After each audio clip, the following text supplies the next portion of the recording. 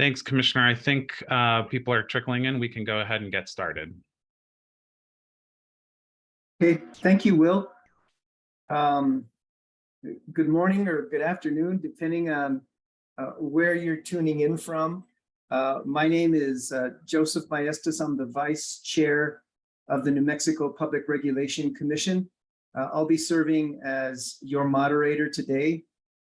And I wanted to thank you all for joining us today for this NARUC webinar entitled Resilience for Regulators. How important is energy storage to withstand extreme weather events? This webinar will explore the intersection between energy storage and the resilience of the overall grid, particularly how improved energy storage capabilities can help communities and critical infrastructure withstand and adapt to extreme weather conditions. We are being joined by a panel of three distinguished individuals. The structure of today's webinar is that each of the three panelists will present anywhere from 8 to 10 minutes. And we ask that you hold your questions, or better yet, we will address your questions at the end of all three presentations. I encourage you to send your questions through the chat. Will McCurry with NARUC will be handling the questions for us today. And without further delay, I'd like to just briefly introduce all three panelists in addition to their titles. And prior to them speaking, I will mention their abbreviated bios. So today we're being joined by Jason Berwin. He is Vice President of Energy Storage at the American Clean Power Association. We are also joined by Dr. Suma Yothibasu. She is a technical leader with the Energy Storage Group at Electric Power Research Institute in Palo Alto, California. And we're also joined by Pooja Shah. She is a senior consultant with DNV's Energy Storage and Emerging Technologies Advisory in North America. So first up, we have Jason Berwin. Jason previously served as Vice President of Policy and Interim Chief Executive Officer of the U.S. Energy Storage Association, where he built and directed the energy storage industry's comprehensive federal, state, and regional market policy advocacy strategy from 2015 to 2021. Please welcome Jason Berwin, Vice President of Energy Storage at the American Clean Power Association. Jason, you're on. Thank you so much, Commissioner Maestas. And hello, everyone. Glad to be with you today to talk about the role that energy storage plays in resilience for the power system and for electric customers. I'm going to try and actually keep my remarks relatively short because I do enjoy discussion and questions. But next slide, first just at an outset, for those of you who might be coming to this fairly fresh, and when we talk about energy storage, which in this case is primarily batteries, is what has been installed on the grid recently, but can be other technologies, different kinds of batteries, as well as non-battery storage technologies, and we can have a discussion about that later. The core capability that storage is going to provide when you install it is flexibility. And that flexibility, that ability to supply exactly how much power you need when and where you need it, opens up really critical operational capabilities on your power system. The one that we're focused on here today is certainly resilience, making electric service more disruption proof. So I'll be obviously diving in on that, but of course it bears mentioning that the two other reasons here are very important to the regulator's role as well. So making sure that we are, for example, using as efficiently as possible our existing capacity, whether in the form of power plants or wires infrastructure. Energy storage can help optimize and make the most efficient use of that to keep rates low.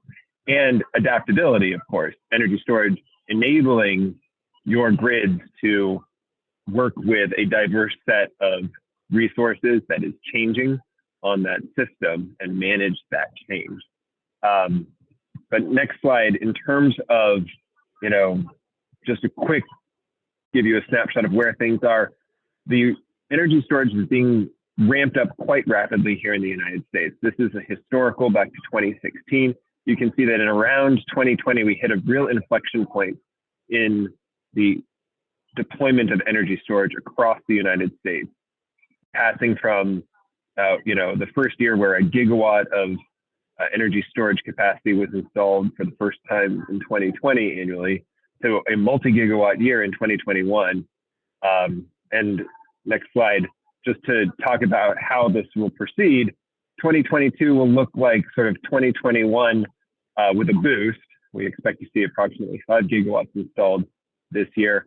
But looking ahead to 2023 and beyond, particularly with the enactment of the Inflation Reduction Act, we expect this industry to grow quite significantly and to see, well over 10 gigawatts of energy storage deployments per year on power systems. Note those colored bars on the slides in front of you. That represents customer-sited energy storage. As a percentage of the overall capacity being installed, it is going to be a fairly small percentage, but that's not because it's not growing significantly. It's only because I think front of meter storage is expected to grow at a faster rate, in at least the medium term. But that behind the meter segment, obviously, is still going to be quite significant. And as many of you who are maybe calling in from certain states know, it's going to be concentrated in a number of different localities. Next slide, please. And the reason why we see these deployments going up quite significantly is because the enactment of the Inflation Reduction Act is now going to provide a 30% investment tax credit associated with energy storage deployments, both for residential customers as well as commercial industrial customers, and for front of meter for utilities or for independent power producers. I should note that there are significant benefits to using domestic content in those products. We're citing them in what the legislation identifies as energy communities. We're putting them in low and moderate income communities when paired with small solar projects. I should note that governments and public power agencies, not necessarily under NARUC's jurisdiction, but you may have interactions with your state energy offices who are thinking about this too, get direct payment of those incentives. And I should note as well that that investment tax credit is available for microgrid equipment as well, very relevant to this conversation, as well as solar power, as well as fuel cells, as well as a whole variety of other resources that will be used very likely in microgrids for resilience. But I am going to, of course, keep my remarks for storage today. Next slide, please. And just that energy communities piece, this is sort of a first glance in terms of what Resources for the Future has mapped out. So as you're thinking about the relevance to your state and these colored areas are a good indication of where you're going to see a lot of interest for folks to deploy energy storage for resilience as well as for other reasons as well, just given the incentives provided by the federal government for doing so. Next slide, please. Of course, the framework for why to do this, driven oftentimes by economics, is complicated, of course, when we think about the value of resilience. You all have a challenge in figuring out how to value, how to make the judgments about what is or is not a prudent investment. But certainly, we have seen increasing attention to this, whether it's the nature of wildfires in the West, obviously Hurricane Ian, I think, on top of many folks' minds today, as well as, of course, recent hurricane causing blackouts in Puerto Rico as well. And, even if we don't know how to necessarily have a distinct message for valuing it, I think all of us understand the absolute importance for making our communities more resilient to extreme weather events and the necessary operations that utilities must take to keep folks safe in the event that their wires infrastructure are engaged with some of that. Next slide, please. So there are 4 different ways that energy storage plays an important role in resilience. Today, I've been asked to speak maybe more to those first 2, which is sort of what I think most folks think of as backup for customers critical loads or for critical facilities and campuses, storage is going to be a central asset for providing that service, and certainly what I think we're going to focus on today. I do want to, though, just take a moment here also to touch on the other two roles I see here. The first, supporting transmission and distribution infrastructure. We are seeing that obviously making sure that infrastructure itself is resilient in serving customers is just as important. And we're seeing innovative ways that folks are putting energy storage in the T&D infrastructure, whether that's to enable much more rapid post-contingency operations when you have wires go down elsewhere in the system, or whether that's because, for example, you want to keep certain circuits out of a substation active, even if the larger grid goes down, and island that circuit because, let's say, it has first responders facilities on that circuit. And so we've seen deployments where some utilities, for example, have started siting energy storage strategically at substations and making sure that they have access to that.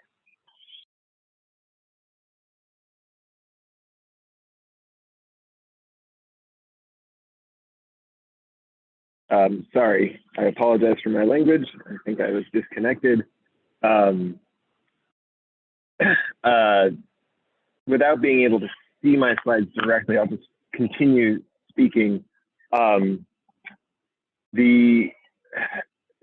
so that's one other way. The other way beyond just having the ability to support transmission and distribution infrastructure is diversifying the sources of resource adequacy in the power system. We have seen that when sources of reliability are concentrated in certain asset types, that can make systems a little more fragile because of the way in which certain asset classes can all fail under the same condition. And so for us, it's been important to make sure that we are able to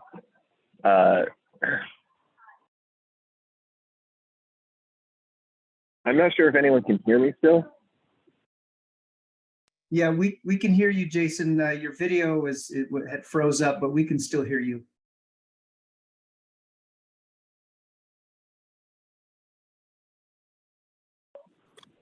Jason, Hello? are you there? Yes, can you hear me? Yes. Okay. Are you able to still see my slides while I speak? Yeah, we can still see your slides. You need to kind of wrap it up maybe in a minute or two. Yeah, so next slide will just show you the residential energy storage is growing quite significantly and gives you a sense of what states it is in. If you move to slide 10, a recent report just released this week by Lawrence Berkeley Labs shows how many different households across the United States could be resilient to outages when you look at, say, current day battery storage systems paired with customer-sited solar. They find that, in fact, most households in the United States with a solar plant size to their load and a small battery would be resilient for the larger share of demands on their system. And I think that should give us pause because that is quite a significant finding from the Lawrence Berkeley Lab. If you go to slide 11, I think it's also important to recognize that when we think about energy storage and resilience, the adoption of electric vehicles, and particularly large format electric vehicles like trucks, is going to be also a very significant way in which we see this coming onto systems. As I think many of you have seen, Ford's F-150 electric Lightning, as it's called, has been premised, in fact, on having bidirectional charging equipment that can provide many hours or days of backup. When you have a 100 kilowatt hour battery with 10 kilowatt capacity, that can back up a whole home for quite some time. And then slide 12, just noting that the economics will work by the type of customer and in the locations that they are. That kind of analysis is something certainly, though, that many organizations are capable of supporting commissions with, and it's worth paying attention to critical facilities and vulnerable populations in particular, given the nature of their operations and their importance during disasters. On slide 13, I just note that there are many things that regulators can do to help facilitate storage for resilience, interconnection processes and rules for microgrids being sort of top of mind, but also engaging with your state energy offices and the disaster planning sort of agencies to ensure that this is part of their planning processes, as well as thinking about the ways in which your program budget can help support frontline communities that are most vulnerable to these disasters, particularly if they're low and moderate income customers. And thank you so much and look forward to the discussion. Thank you, Jason. And again, I encourage everyone to submit their questions through the chat. Will McCurry with NARUC will be handling those at the conclusion of the three panelist presentations. And for those of you that may have joined us late, welcome to a NARUC webinar entitled Resilience for Regulators. How important is energy storage to withstand extreme weather events? We just heard from Jason Berwin, Vice President of Energy Storage at the American Clean Power Association. Our next panelist is Dr. Sluma Yothibasu. She is a technical leader with the Energy Storage Group at Electric Power Research Institute out of Palo Alto, California. Her research focus is on microgrid design for improved resiliency, feasibility analysis, and valuation studies. At EPRI, she currently leads multiple CEC and Department of Defense projects on microgrids research and demonstration. Further, she's an active member of IEEE and CIGRE professional societies. So without further delay, Doctor, please proceed.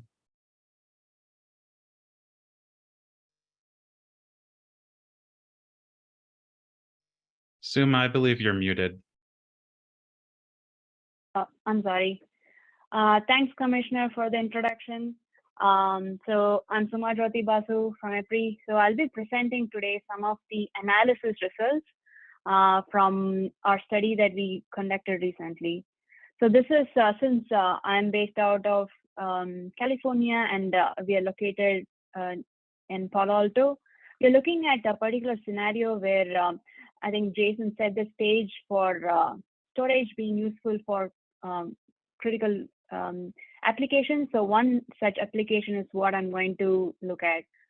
The wildfire-related public safety power shutoff events at California. So that's something we are looking at, and we are sizing storage for that particular event. So next slide, please. I wanted to quickly introduce this tool that we have used for the analysis that I'm going to present. So it's called DERVED. It's a free public tool that we developed with collaboration or with the support of CEC. And next slide, please. And next as well. We can go to the analysis. Yeah, thank you. So yeah, I want to start with some of the assumptions that we used for this analysis. So as I said before, we are designing a microgrid of energy storage and solar. So we are looking at only the wildfire season, which is mostly the fall season. So we choose a load profile that has highest energy demand because it's storage. We need to look at total energy demand during that period. So we are looking at mostly these PSPS events since they last for 24 to 48 hours. We look between 24 to 48 hours, any range of outage length that we need to support. And in addition to storage, we also have solar. So I'll present assumptions for both. For storage, we are assuming that at the start of an outage, we are able to reserve 100% of our state of charge to withstand or outrun that outage period. And then efficiency is 91%, and it's co-located with solar. So solar profile is something you can get from online resources. It's average of 10 years. We call TMY profile. So that's assumptions for solar. Next slide, please. So today I want to present three different critical facilities. So one of them is an analysis we did for Southern California Edison. So that's a feeder with a large number of customers, 131 customers, and most of them are commercial. So power outage of that long could mean greater loss to them. So FE was looking to improve the feeder reliability or resiliency during PSPS events with the microgrid or storage and some other options. So that's one case. Another two are other critical facilities in the LA area, also in the SE territory. So all these three scenarios we are looking at are critical facilities, and their loads are between 1 megawatt to 2 megawatt. And the third column that I have here is the energy requirement for a 48-hour outage. So if there is no PV, and if you are looking only for storage, that is the size of storage you would need to otherwise support the load for the entire 48-hour period outage. So you could see that it's an enormous capacity that you need to support that kind of outage. So 25 megawatt hour to about 70 megawatt hour. So since that's big, that's a large capacity, we are now looking at the next slide, please. Looking at combinations of including solar and storage. So I want to also show three different load profiles and their relation to solar profile. This is important because this is going to affect the results that's coming up next. So the school, you can see the first graph is the blue is the load profile and the green is the PV profile. You could see that PV generation, most of PV generation happens during the school time, because after 5, the school is going to be closed. So there's no load, there's not a significant load profile after 5 or in the evening time. So it is kind of coinciding with the solar generation. But that's not the case with hospital or the feeder load, the industrial one. So you would see a different profile, and you could see even in the CA feeder that the peak happening after the solar generation goes down to almost 0. So these are the three different scenarios. So we can go to the next slide. So before going to the results, I wanted to basically say or highlight only 3 things that I wanted to show in here. So we looked at storage being a solution for improving resiliency, right? And we saw that the size of storage is going to be huge. With adding solar, would the size of storage going to go down? That's the first question we would ask, right? So this slide is going to answer that, and you could see that the answer is both yes and no. I say that because so this graph shows all the combinations of energy storage and solar that is required to meet a particular outage length. So this is the minimum amount of storage or solar that you would need. So the x-axis is the PV sizes and y-axis is the storage size. And you could see that the size of storage drastically reduces till a point, and then it kind of flattens out. So that's why I said it's yes and no, because initially for smaller PVs, your storage size would go down drastically. But after a point, your storage is going to be constant, how much ever you add PV. I thought this was an interesting takeaway from this study that I wanted to share with you all. So we call this point where it flattens out as a knee point. So after a certain point, it is not going to affect how much of storage you need to outrun an outage period. So this is it. And next takeaways, can you go to the next slide, please? Yeah.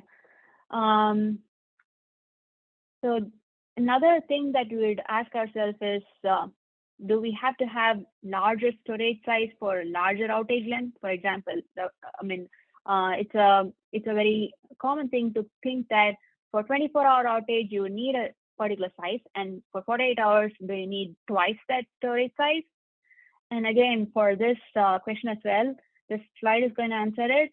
I'm zooming out on one of the case studies, the SCE one. So feeder model. So the answer is, again, it depends. And in this case, it's actually, it's linear as you start. I mean, at 0 PV, or when you don't have any PV at all, the outage, the storage size is going to be proportionally increasing. Like for 24 hours, you need a particular size, about 3 megawatts. And for 48, it's twice that. But it's not so as you increase the amount of solar. So you could see that it's getting non-linear as we go. And at one point, it's kind of constant. How much ever you add, it's going to be constant difference between those two lines. The orange is 24-hour outage, and blue is 48-hour outage. So another takeaway I want to highlight here is that you need to have a detailed analysis how much solar and storage you need, and definitely the outage length and the size of these assets are not proportional. So that's something I wanted to highlight. Next slide, please. Thank you. So this is again, I would say it's a correlation from the previous one. It is similar to the last one. How would the cost be for different microgrid scenarios that you're looking at? Will cost of the microgrid be proportional? Would it be proportional to the outage length you're trying to serve, or your how much of solar you include, or how does it vary with cost? How does cost vary with different scenarios? And here it is. So again, it's very conditional, or you have to do detailed analysis to find that. And we saw that the 3 microgrids are at 0.5 megawatt difference. School was 1 megawatt, and SCE feeder was 2 megawatt system. So the cost of microgrid even varies with the scale of the microgrid you're looking at, and even within the outage length you're tending to cover, between how many hours you want to cover. Even within that, there is a variation, and you could see that for the first case, the school case, you could see that for the same microgrid cost, you could cover all 3 outages at one point. Like when you install 2 megawatt of PV, all 3 curves kind of fuse together. So it means that the cost of microgrid wouldn't vary with the amount of outage you were trying to run, or you are able to support. So I thought this is also very interesting to see. So I'm happy to look for any discussions or any related questions you are looking in this. I want to conclude here. Yeah, thank you. Thank you, Dr. Yothi Basu. Wonderful presentation. Thank you. Our next speaker is, and by the way, I wanted to, I got a note from participants that the Q&A part of the chat is disabled. Will, can you confirm that, or is there another way people can ask questions? If they just maybe, if the chat is disabled, can they just come on and ask their questions verbally? There should be I think participants should be able to submit questions via Q&A. Chat usually is disabled in Zoom webinar, but please let me know if participants can't access the Q&A function. Okay, I just saw a note that it's working now, but I had received one previously that it was not working. So, okay. Great. All right, well, let's go ahead and continue. Our next speaker is Pooja Shah. She is a senior consultant with DNV's Energy Storage and Emerging Technologies Advisory in North America. She leads owner's engineering work for energy storage and has worked extensively on different battery technologies, storage system sizing, major project agreements, EPC exhibits, engineering, design, and construction. So Ms. Shah, please proceed. Welcome. Thank you for the introduction, Commissioner. Really pleased to be here with all of you and presenting on this discussion that is very topical. Like the Commissioner mentioned in my introduction, I work closely with a lot of customers, mainly developers, on technical specifications of energy storage and also contracting and engineering and design. So today, from a consultant's perspective, I want to talk about how storage can be better integrated into the system for the purpose of achieving better resilience outcomes, and also how we can capture this resilience value as we deploy these storage assets on the system, both from a technical standpoint, but also from a benefit standpoint to the end use customers that are really going to see the impacts of having increased storage on the system and what storage systems are capable of. Next slide. In terms of agenda, I want to start with a high-level definition of what resilient power systems are and how energy storage can help with grid resilience. One of the biggest challenges that everyone, but especially regulators, face is the how do we value resilience. So I want to talk a little bit about that, and then with value goes how do we actually monetize some of the benefits that resilience provides. I want to talk a little bit about some contracts that we are seeing and how those are structured. And I'll give you a hint beforehand before I get to that slide. The contracts do not have any resilience incentives. It's mostly performance driven. And so how can we incorporate some of those resilience incentives into it? I certainly don't have all the answers, but can definitely ask some questions there. And then lastly, I want to talk about modeling the value of resilience and value stacking a little bit. Next slide. So when we think about resilient power systems from a technical standpoint, during extreme weather conditions, what we want these power systems to do before an event is to have the ability to absorb some of the shocks that are coming and keep operating. Sort of the same thing during an event, the ability to manage a disruption and stay on and continue to provide the application or the generation that it's providing. And then lastly, after an event, you want it to recover as quickly as possible. There are two kinds of events that could actually disrupt power systems high level. They can be extreme weather conditions, or they can actually also be cyber attacks or stuff like that. So in case of cyber attacks, you also want the system to be able to observe, learn, and improve. And that can also be part of a more resilient power systems. But today we want to focus our discussion on extreme weather events. So, the three things on top are sort of the things that you want to think about when you're trying to develop resilient power systems. Next slide. So for energy storage systems, you want the energy storage system or the power system to be capable of islanding and operating independently from the grid during outages. And you can install additional hardware like transfer switches or critical load panels and appropriate controls that can help these power systems to act as self-sufficient microgrids that can generate its own electricity and also power critical loads until utility services are restored. Traditionally, all of you might be familiar with the use of diesel generators for this purpose, but we also know that diesel generators have their own challenges and barriers, and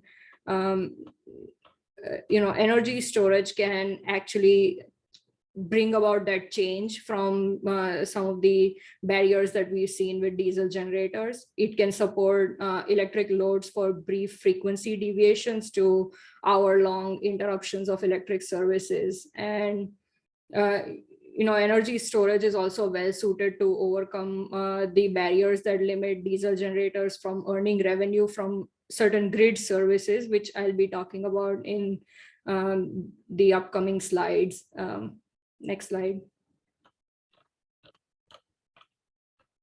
So there are multiple ways in which we can get system level resilient benefits. And I think Jason did a great job of providing those 4 layers where energy storage can actually help out. And so when you think about system level benefits, there's the Black Start application that you have where you can use a storage asset to essentially power a traditional generation resource in the event of grid failure or disruption.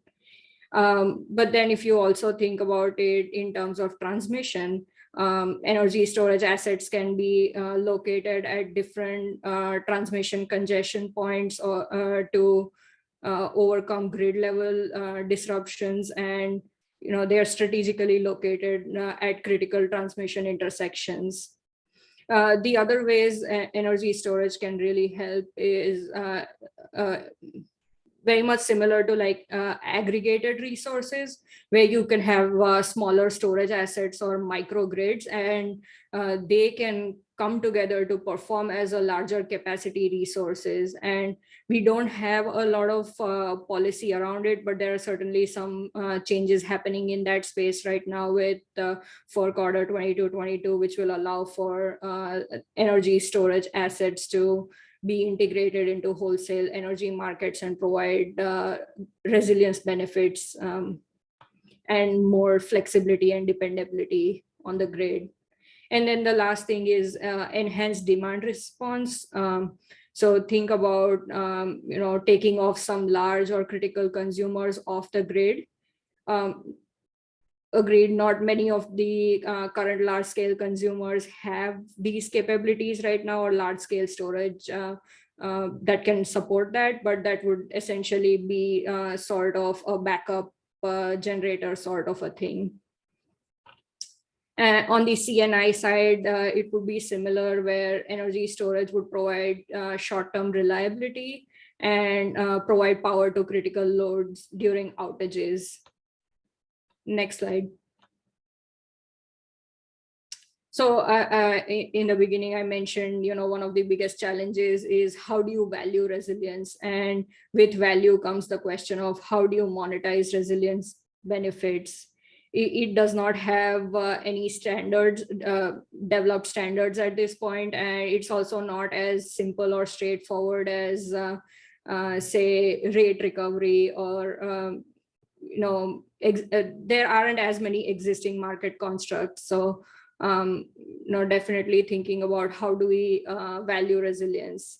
And then with that, we also start thinking about what are some of the other ways that we can maximize revenue for these energy storage assets. Some other challenges are fluctuation in battery costs right now. So that would change the cost of the energy storage system as a whole.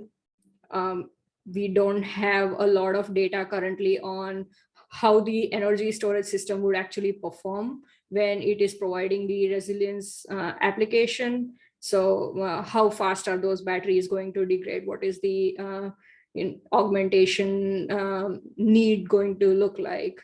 And then lastly, there's also the interconnection queue backlog. So if we are thinking about connecting these energy storage assets into the grid, there's a huge backlog. So those are some of the main challenges that we are seeing right now. Next slide. So with value, you start thinking about monetizing it. And so one of the ways that you can actually start thinking about putting a value to resilience would be thinking about avoided cost of an outage. There are also other metrics that you can use, community metrics, economic metrics, and security metrics that would drive some of those, drive how you monetize resilience. And then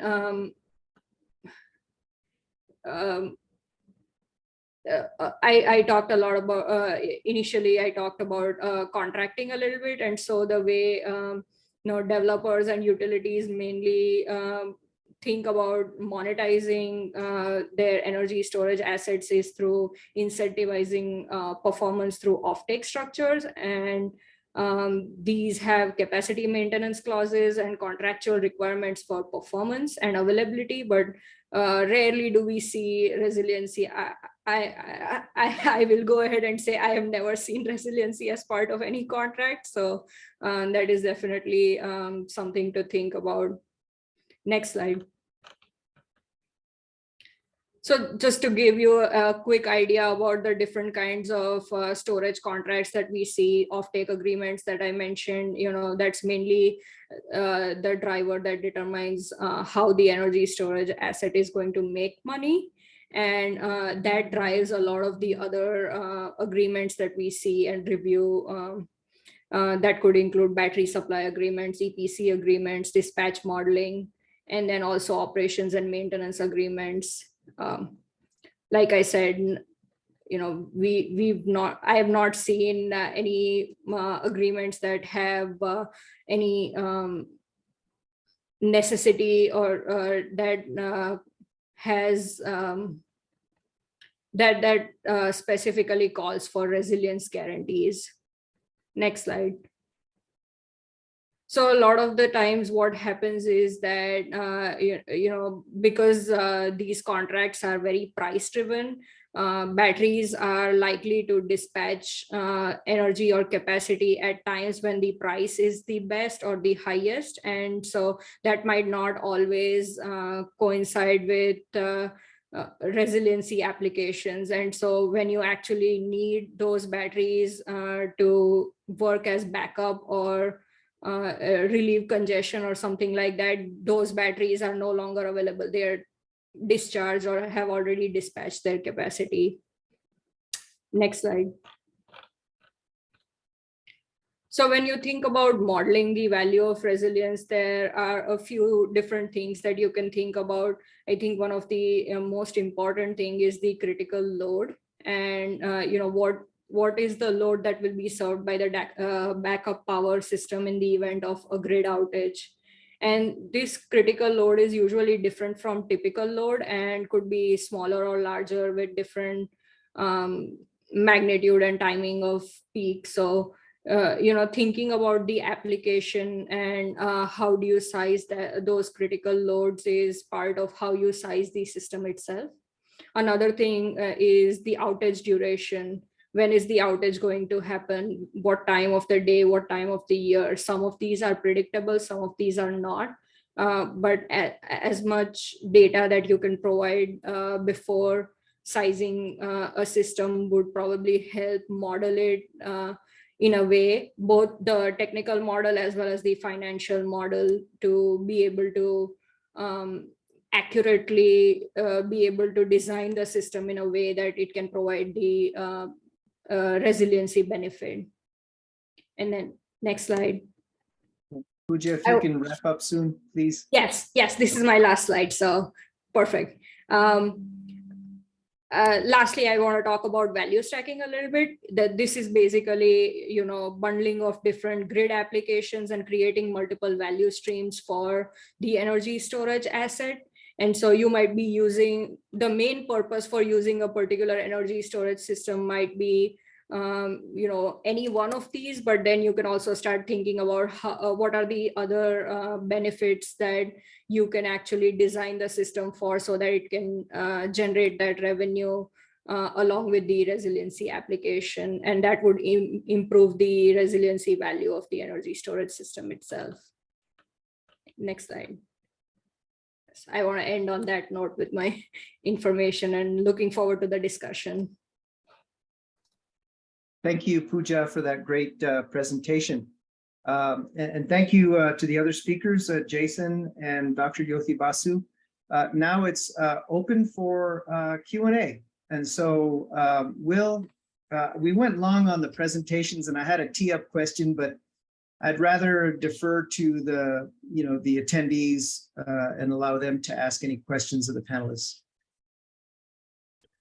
Sure. We received one question from Heidi Caswell that says, are you aware of whether technology is also looking to address the throttling of certain uses? It seems like one of the ways we need to manage the resource is by limiting only to necessary uses. And I see Suma has responded in the chat, but maybe Suma, if you wanted to address that live as well. Sure. Yeah, as Pooja was also sharing, energy storage is capable of doing a lot of value stacking or multiple services at the same time. So, it's also possible when you operate a storage, you could reserve part of the state of energy or state of charge for particular service. So, for example, if it is going to be for resiliency, you can always reserve a portion of your state of energy for resiliency purpose. So I'm not, I haven't seen anywhere where it's limited to certain use, but I'm happy to hear more from the panelists or from Heidi as well if you want to share more. So just jumping in really quickly, Heidi adds that her concern relates to the depth of the resource and how it might need to be rationed for longer duration support. Do any of the panelists have any thoughts on that? This is Jason. You know, I think that anyone who's thinking about resilience is also thinking about energy management on their site. You know, the necessity to, for example, identify critical loads for, if not during disasters, certainly after disasters, is part of disaster planning. And frankly, you know, I think that in an emergency context, that is where a lot of folks' attention goes. It's not being able to run their, if it's a customer, run their dishwasher or laundry drying, or really just making sure that their refrigerator works, their lights turn on, they're able to heat or cool from extreme weather. And so, you know, the ways in which we're seeing that addressed is not necessarily at the battery or the energy storage device itself per se, but much more in things like smart demand management systems, building management systems, and the like. The last thing I'll say, though, is certainly we also know that there are many vendors who are bringing longer duration energy storage technologies to market, precisely because there are some customers for whom, whether their need for resilience is particularly elevated, or because they, for example, have very high critical loads needs over an extended period of time, that those kinds of solutions may be more appropriate for a resilience case. I just note, for example, that while not a customer-sited deployment, Sacramento Municipal Utility District just a couple of weeks ago or last week announced the purchase of 10-hour flow batteries for its front of meter deployment. But there are certainly similar ways to deploy such kinds of technologies at a customer site or campus as well. All right, thank you. Will, are there any other questions? I had a question basically for Jason. I think, Jason, a lot of people are still wading through the many pages of the Inflation Reduction Act, and you did touch on some of the goodies in there that's going to incentivize battery storage, because from my perspective, it seems that prior to the IRA, that kind of the leveraging the federal tax credit for battery storage only required that it be paired with a similarly rated renewable energy project. But now the IRA seems to open the door for standalone battery storage, but there are some conditions there. And you mentioned domestic content, you mentioned some siting requirements in the form of bonuses. So, you know, what does this really mean for standalone battery projects? And this is open to the other panelists as well. This is going to truly catalyze battery storage standalone projects, and what does that mean going forward for battery storage? Sure. No, I mean, it's a very exciting thing. So, as the Commissioner mentioned, previous to now, storage has had to be sited primarily with solar for eligibility for the investment tax credit, and also have operating limitations. The Inflation Reduction Act, by providing a separate incentive for energy storage on its own, completely removes both the tie to, say, solar power, as well as any operating restrictions for how that asset is used for the purposes of availing the tax credit, starting in 2023. That's a really big deal for a lot of reasons. One is that for those customers or those sites where, for example, the necessity for on-site solar is reduced, the energy storage can in fact still be, it can be deployed on its own now, right? And still receive those significant upfront cost reductions. So that's going to be, I think, particularly helpful if we're talking about, for example, let's just say something like a multifamily building where available rooftop space relative to the loads is quite low, but the ability to put an on-site battery for resilience is still quite significant, right? So it just opens up these new opportunities. The second thing I'll note, certainly that's important with this as well, is that those bonuses that I mentioned, those are not requirements, actually. So you do not need to use domestic content. You do not need to cite them in these various communities. Those are, in fact, intended to make those projects pencil even better. And I particularly want to draw folks' attention to the low and moderate income projects adders, which is 10 to 20 percentage points more. So we're talking about, all else being equal, a 40 to 50% reduction in the upfront costs of energy storage deployed in those low and moderate income communities when paired with solar. That's really powerful, I think, in terms of making this an economical option now for resilience in a way that just frankly has not to date been available. The last thing I'll just note, though, and it's certainly important to keep in mind, particularly in light of the discussion of microgrids here, is that there is a large suite of technologies now for which the federal government is providing significant incentives. Not to go off script, I do love storage, but it is also important to make sure that for your, whether it's the specific customers or customer class, you're looking at the right kinds of technologies. And storage is, I think, generally going to be very well suited for this, but certainly, and as I'm sure Suma and Pooja can discuss, there are now quite a lot of opportunities and options for providing resilient energy technologies on site. Would any of the panelists like to address that? Okay, I do have one other issue that I'd like to raise, and one thing that we're discovering here in New Mexico is that supply chain issues have been very disruptive. Many of the rural electric co-ops and even the investor-owned utilities are experiencing difficulty obtaining pad mount transformers and more fundamental, badly needed materials. And then we've also experienced extremely long planning, development, and construction timelines for new transmission lines. So what is the supply chain issues? What challenges do they portend for battery storage? Is battery storage somehow exempt from supply chain issues? How can regulators incentivize battery storage projects in light of some of the other challenges with respect to transmission line development? Can you guys maybe talk about your perspectives on how supply chain issues can equally impact the deployment of battery storage? Well, I'll go first, but I'll try to leave time for Pooja and Suma as well.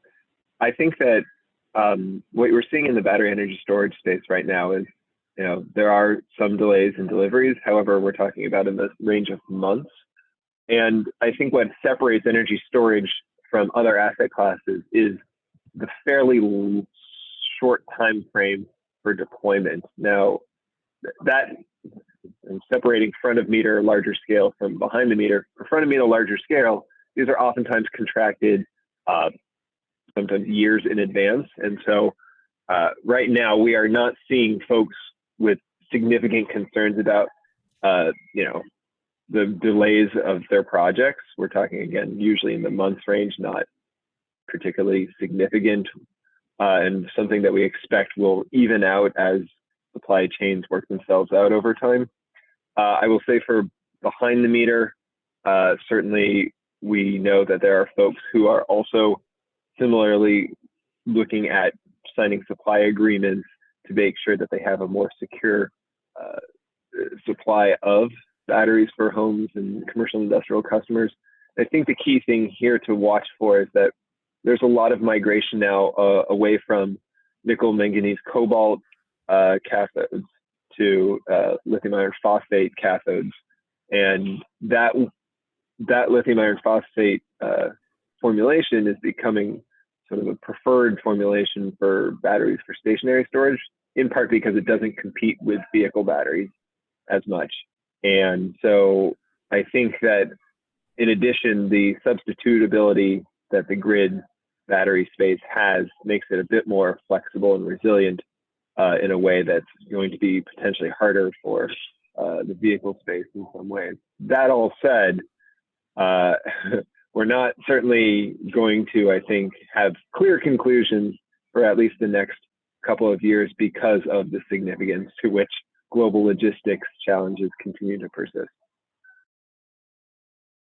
Thanks, Jason.